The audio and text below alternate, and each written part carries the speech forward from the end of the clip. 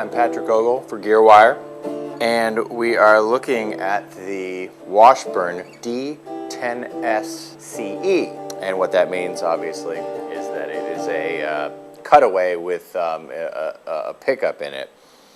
And earlier we talked about the Washburn D10S, which is obviously not a cutaway, and you can get it with a pickup, but that particular model does not have it. And I tend to favor not buying pickups. I tend to think that, like, if you buy a guitar with the factory kind of pickup in, usually you can do better by buying the guitar and then putting a pickup in it. The LR bags or something like that. There's all kinds of options, especially since you can kind of tailor that to what you want the guitar to sound like, how you want it to. You know, you get to pick the pickup that's most appropriate to what you do. Whereas if you buy one with a pickup installed, you're pretty much stuck with it. And I don't see anything from playing that there's anything particularly horrible about this pickup system. Sometimes they're really awful.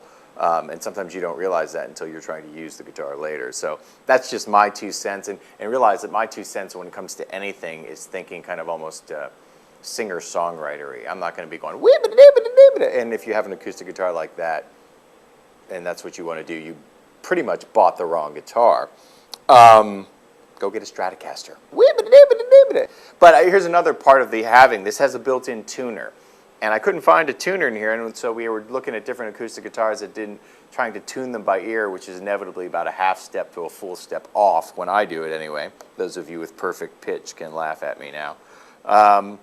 But this one has a built-in tuner, which is nice, especially if you're just starting out. And you don't have to do what I did and we lose the tuner, we can't find it. It's always right here. So that's kind of a neat thing to have. It's probably not so great if you're ever going to try to tune this guitar in any kind of open tunings, because it looks like this guitar just says string 5, 6, 7, I'm sorry, 5, 6, 5, 4, 3, 2, 1, not the notes. So that's kind of odd. Like if you wanted to tune it into Dadgad, you'd probably have to use another tuner. This guitar has a spruce top, solid wood. It has mahogany back and sides. It sounds real nice. It sounds like a big guitar, a big boy guitar.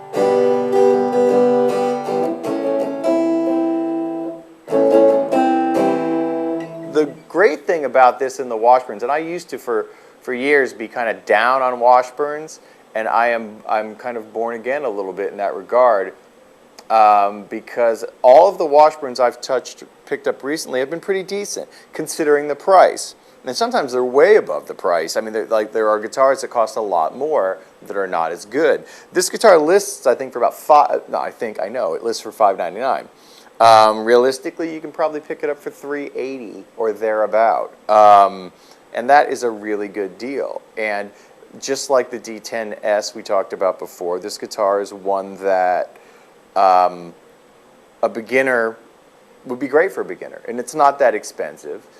It also would be good for somebody who plays seriously as maybe a second guitar, or, you know, it sounds pretty good. It's a big, and we're playing through an amp here. We're playing through a Marshall AS50D amplifier, which at some point we'll talk more about the amplifier, but not right now. It's a Marshall amplifier that is specifically for acoustic guitars.